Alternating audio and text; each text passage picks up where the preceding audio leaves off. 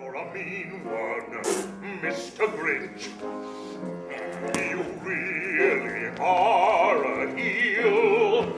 You're as cuddly as a cactus. You're as charming as an eel, Mr. Grinch.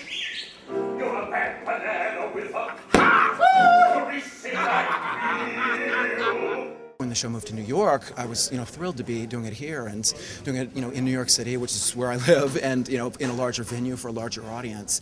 And this year has been, if I can even say it, even more fun because we've added material to the show.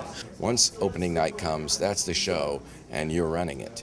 To be able to go back in and say, this didn't quite work for me this year, let's work on this, that's just an opportunity you never, ever get. So we all went out to San Diego this summer and had a great time together and did a kind of informal kind of workshop work on the book and the lyrics and the music themselves.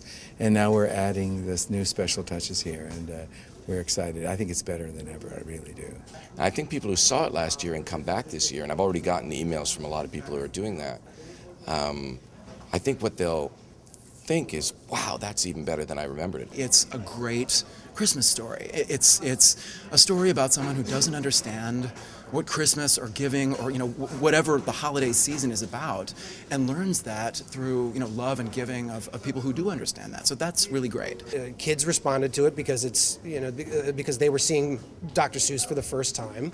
Adults were responding to it because they were remembering Dr. Seuss, and there's enough in there for adults. There's enough jokes in there for the adults so that they hang with us. If I knew why people loved the Grinch so much, I would go bottle it and make $7 billion. Dr. Seuss, when he created the Grinch, created something that every person somehow could understand and personalize and feel for themselves. The transformation of the Grinch is so profound, and Patrick is so great at doing it that the first time I saw them rehearsing it, no sets, no costumes, no music, he actually made me cry. He's so good, and the transformation is so moving. We're in the world's canon. We're a young country, relatively speaking.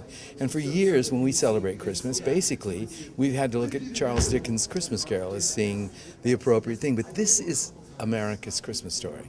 This belongs to us, belongs to our kids. Most of us grew up with those books.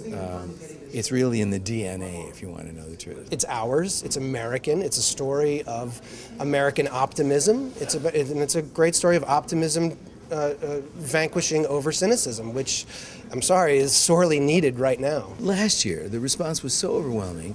People welcomed it with such love and affection that we thought, well, let's polish it up right and send it off. So that's what we're doing this year, and I'm thrilled that we're back.